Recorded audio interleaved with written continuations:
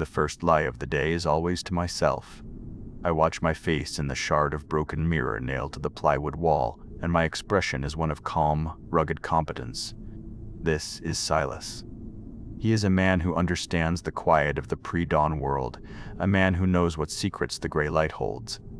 I hold the look for a long moment, feeling the muscles in my jaw settle into a familiar pattern of resolve. The performance is the only thing that works anymore. The world went silent 90 days ago. I remember. The bloom not as a single event, but as a rising tide of noise that finally broke and receded into nothing. It started with the sirens, a constant overlapping chorus across the San Fernando Valley that never stopped.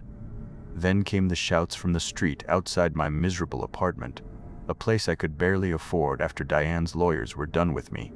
I was running lines for a callback, a 3-line role as a disgruntled hot dog vendor, when the final broadcast cut through the television static.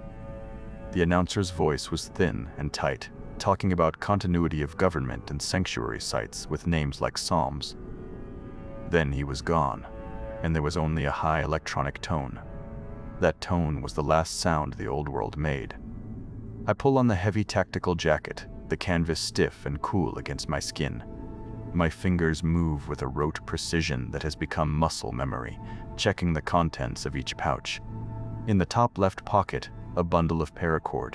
In the right, a compass that only points north if you hold it perfectly level. Most of the other pouches are empty, stuffed with scraps of cloth to give them weight and shape. It was all for character, for the verisimilitude of a man who was always prepared. The irony is a dull ache behind my ribs. My hand goes to the prop machete on my hip. I spent the 2 months before the world ended living in this fake compound, getting into character. I sharpened this blade every night on a whetstone, practicing until the movement was fluid and confident. I read manuals about snares and water purification and how to triangulate your position using the stars. I watched hours of videos of stoic men in the wilderness. I learned the theory of everything and the practice of nothing. The machete is sharp enough to shave with, but I am terrified to use it for anything more than clearing brush. I slide my feet into the worn leather boots, lacing them tight. Every movement is deliberate, measured. A dropped boot, a scraped chair, any sharp sound could carry for a mile in this stillness. We learned that lesson early, the hard way. Now, silence is a form of prayer. I stand up and walk to the door, my steps making almost no noise on the rough wood floor. The room is a simple box, built to look weathered for a film that will never be seen. It feels like a stage, and I'm waiting for my cue. I look back at the mirror. The man in the reflection is a stranger. His face is thinner than I remember, etched with lines of weariness that the camera would have loved. His eyes are deep set, and they carry a weight I never knew how to fake in an audition room. This is the man the others see. This is the man Ramza doubts, the one Zuma worships, and the one Pama clutches for safety. He is the only reason we are still alive. He is a fiction that must be maintained. I turn away from the mirror, my shoulders squared, the mask of Silas firmly in place. It is time to face the day. My hands tremble for a fraction of a second before I clench them into fists.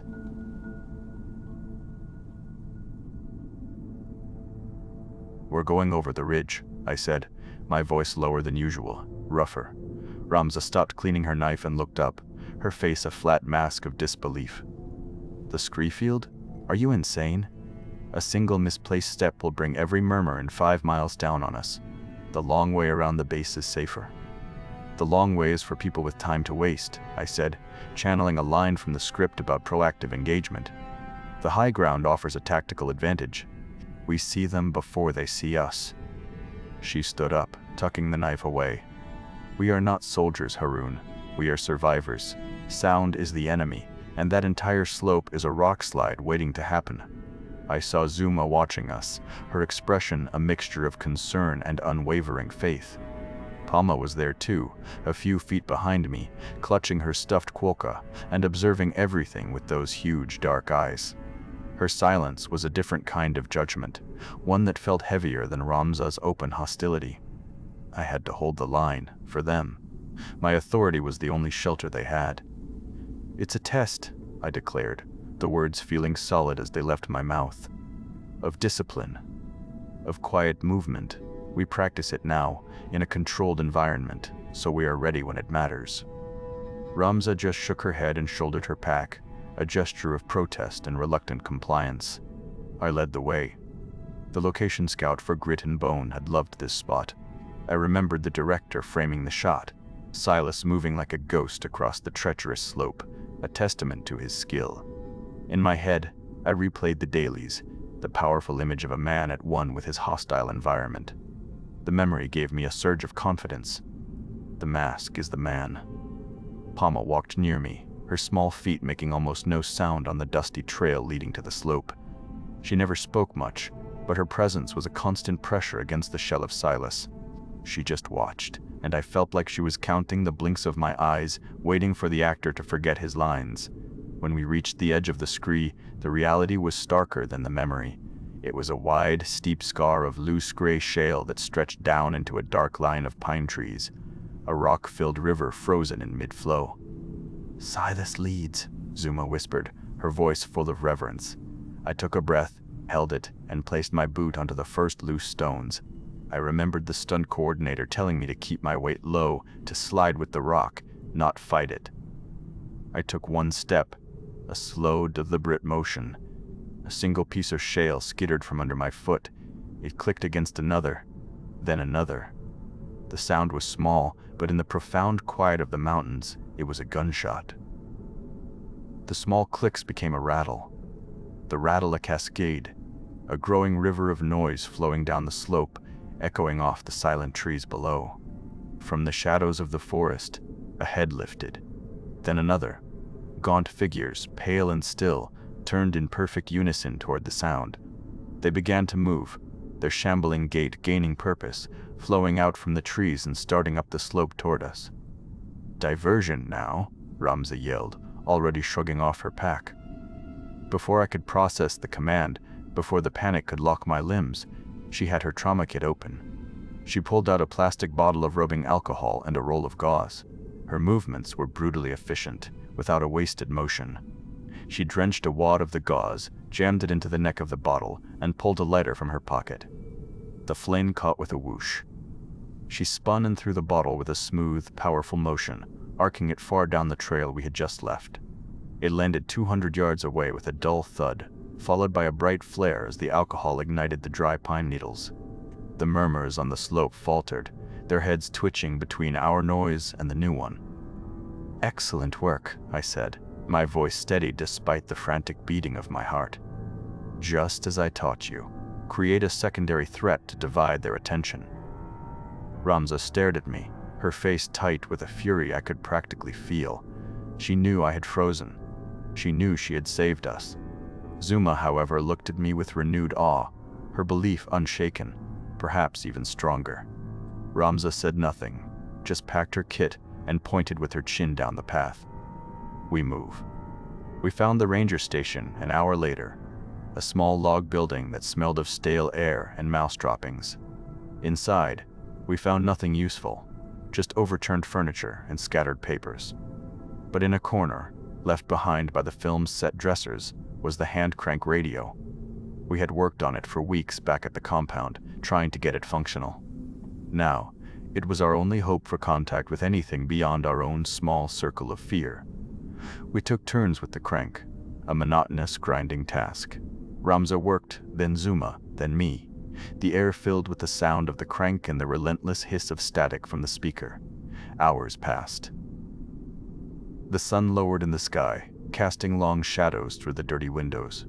It felt hopeless, another prop in a world where nothing was real anymore. I was cranking, my arm aching, my mind drifting into a familiar spiral of anxiety when it happened.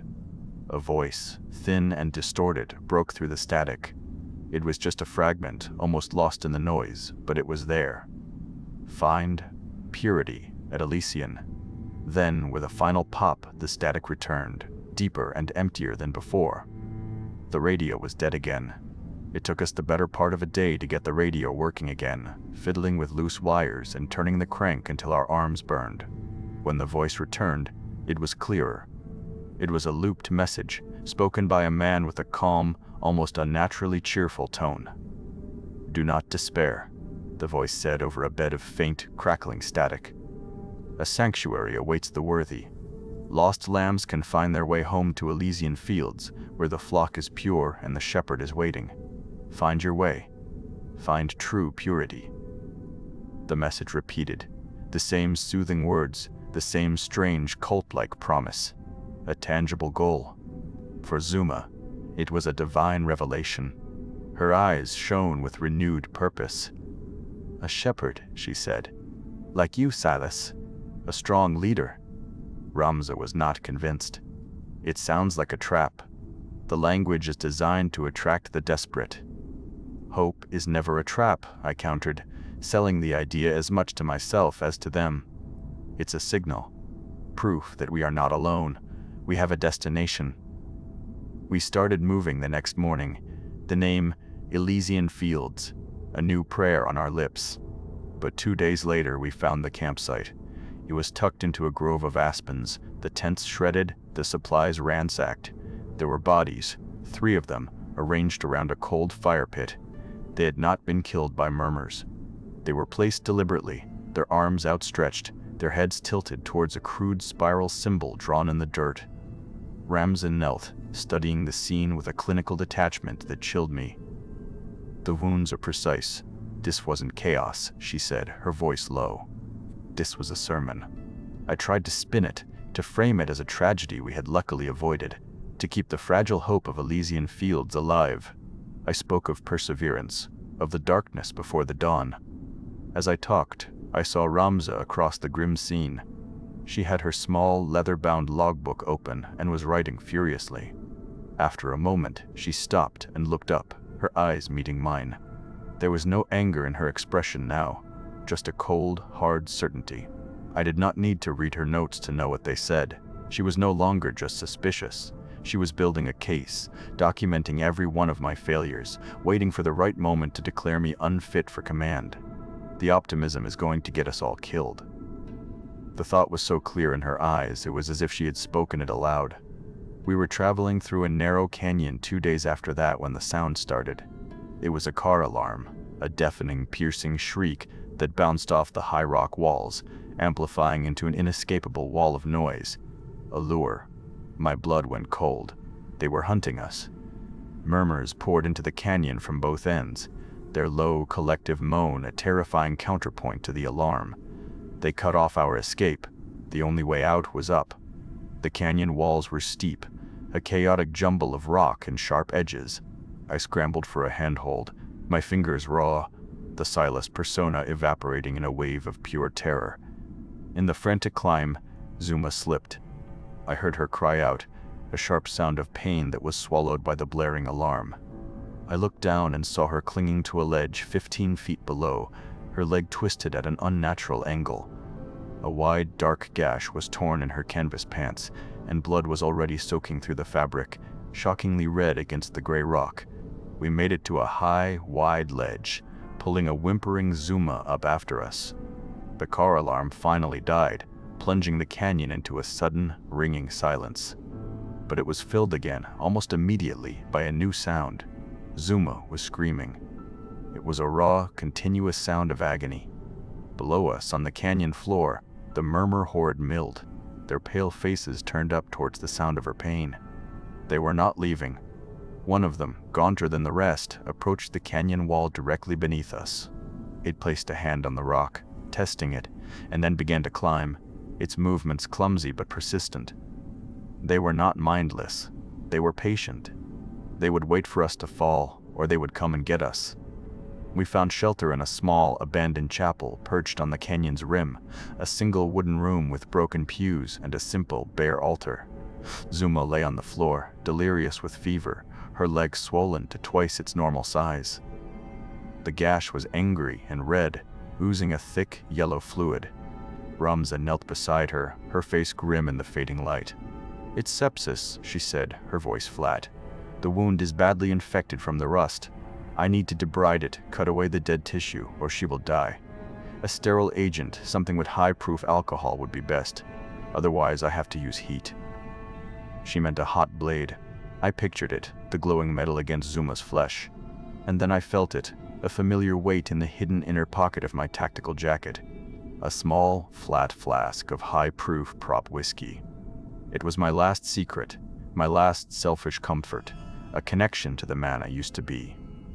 Revealing it now would mean admitting I had held back a vital medical supply for my own pathetic needs. It would shatter the image of Silas, the provider who shared everything and sacrificed for the group. The lie was all I had. The lie was keeping me alive. I looked at Zuma's pale, sweating face, her eyes cloudy with pain. I saw her unwavering faith in me. I thought of Silas. Silas would know what to do, he would have a plan. But I was not Silas.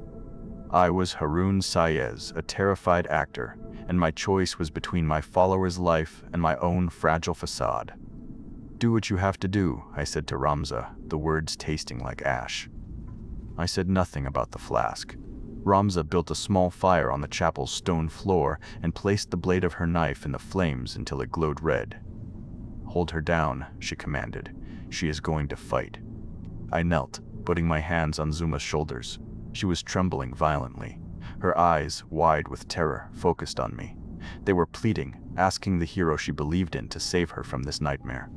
I saw the last flicker of her faith as Ramza approached with the glowing knife.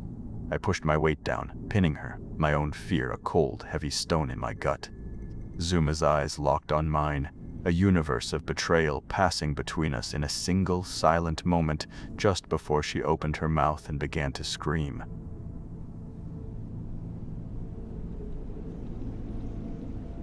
"The non-believer is a sickness in the flock," the leader said, his voice calm and resonant in the cold concrete hall.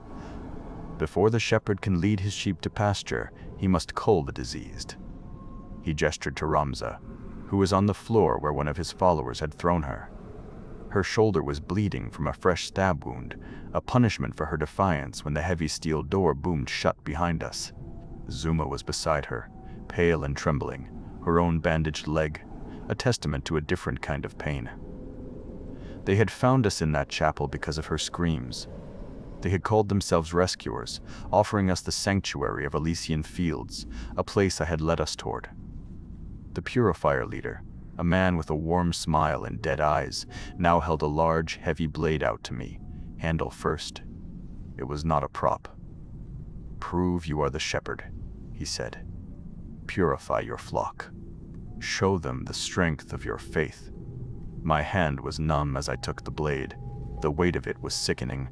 My gaze fell on Ramza. She stared back, not with fear, but with a kind of furious, final judgment. She had been right all along. Hope was a trap, and I had walked us straight into it. The leader's followers formed a loose circle around us, their faces serene and expectant. They were waiting for a sacrament.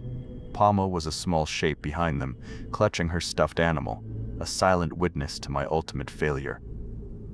I thought of the script for Grit and Bone. There was no scene for this. There were no lines.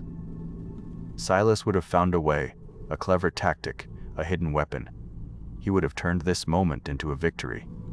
But Silas was just ink on a page, a ghost I had worn like a coat. Now the coat was gone, and I was just a man, standing in a cold room, holding a knife, ordered to kill a woman who had saved my life. I looked at Zuma, at her wide, horrified eyes. I saw the chapel again. I felt her shoulders trembling under my hands. I heard her screams echoing off the stone walls, a sound that had been a prelude to this. The guilt was a physical thing, a knot tightening in my chest, climbing up my throat. I could not breathe. My vision swam. The leader's placid face blurred. The blade slipped from my fingers and clattered onto the concrete floor. The sound was loud in the sudden silence. I stumbled back a step. A violent tremor started in my hands and spread through my entire body.